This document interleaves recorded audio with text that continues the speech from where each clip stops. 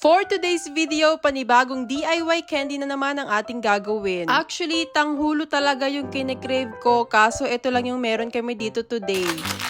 Parang mukha din naman siyang tanghulo, kaya ito na lang muna yung itatry natin. And ito nga yung Poppin Cookie na gummy fruit. Pero bago yan, i-open na muna natin to. So, bale, ito yung mga included sa loob. And of course, lahat to kakailanganin natin sa paggagawa ng tanghulo, este ng candy. Iisipin ko na lang tanghulo tong kinakain namin mamaya. Unang gagawin natin is maglagay ng water dito sa isang side. Tapos, i-open natin tong color green na powder and isasama natin siya sa water. Muntik ko pa nga palang makalimutan itong pinaka-importante na part. Aalisin muna natin yung pagkakakabit-kabit niya and bubuin din mamaya. Kailangan lang natin siya pag-iwa-hiwalayin. Tapos, after nyan, dito na natin siya i-assemble. Ilalagay lang natin siya dito isa-isa sa stick. And dapat nga, ganito yung magiging itsura niya pagkatapos. Actually, sobrang dali lang gawin kahit wala ng instructions. Kinuha ko na din yung water na nilagay natin ng powder and hahaluin natin hanggang ma-dissolve yung powder. Parang green apple flavor to. Parang medyo naaamoy ko kasi. Medyo matagal lang talaga siyang ma-dissolve, kaya ayan at minabilis ko na. Next naman is itong purple na sachet. Doon naman natin siya ilalagay sa kabilang side. And dito nga ay magi-start na tayong gumawa ng ating candy. Iikot-ikot nyo lang muna siya dun sa water, tapos next naman is dito sa powder. Gagawin lang natin yan ng paulit-ulit, tapos makikita nyo na form na yung candies. And ganito na nga yung nagiging itsura niya. Kailangan lang natin ipagpatuloy hanggang medyo mas lumaki pa nga itong candy. Nakakatuwa nga kasi para siyang nagiging ubas. Di ba ang galing? Ganito lang pala kabilis gumawa ng ganitong candy. At yung water and mga powder lang yung kinailangan natin. Nahuhulog na nga yung iba kasi siguro medyo bumibigat na. Meron pa nga palang isang sachet and ito naman yung laman niya. Bali, pwede nyo siyang dagdagan ng sprinkles. Kunti lang muna yung binudbud ko kasi isa pa lang naman itong nagagawa natin. And ito na nga yung final na itsura niya. Tinawag ko na din ang twins para ma-taste test nila. Nauna na nga tikman ni Charlie yung powder, tapos dito naman itatry niya tong gummy fruit. Mukhang nagustuhan naman at kinain. Pero itong si Chino, pagkakagat, tingnan nyo naman ang itsura. Hindi ata malaman kung kakainin ba niya o hindi. Pero wag ka, tinry niya ulit kainin yan. Wala namang reklamo si Charlie, yung mukha lang talaga ni Chino yung hindi maipinta. Hindi nga pala siya matigas kagaya ng tanghulo. Para siyang jelly na candy. Tinikman ko na din and okay naman yung lasa niya, actually masarap. Tsaka ang bango-bango niya, naamoy ko pa rin hanggang ngayon. Naubos nga kagad namin kaya gagawa ulit kami ng panibago. And this time, tinuruan ko ang twins so sila naman yung gagawa. Gusto din daw kasi mag-try nito ni Charlie kasi nagustuhan niya naman yung lasa. Pinalagay na din niya sa akin lahat ng sprinkles kasama ng powder. At syempre, nakitry din itong si Chino. Kaso, ito namang si Charlie, kada may mabubuo siya, ay kinakain niya kagad. Sabi ko, kailangan niya munang iikot-ikot ng buo para mas marami siyang magawa. Kaya dito, pinakita ko muna sa kanya yung dapat gawin, kaso ni-sprinkle niya na lang yung powder. Ang gusto daw niya kasing gawin ay parang strawberry. At nakakatuwa naman at parang nga siyang nakagawa ng tanghulo dito. Diba? Ipupush talaga natin yung tanghulo na yan next time. Di pa nga rin tapos itong si Charlie at kanina pa rin siya nag-iikot-ikot dyan. Proud na proud pa nga sa ginawa niya. Yummy! Yummy!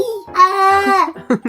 Yummy! Puro yummy na nga lang narinig ko sa dalawang to. Diba? Nag-enjoy na sila tapos nakakain pa ng sweet. Sino ba naman ang hindi matutuwa? Hindi pa rin pala siya tapos at nag-i-sprinkle pa rin ng powder. After niyang gawin yan, sa akin niya din naman pinakain. And yun lang, see you sa next vlog. Bye!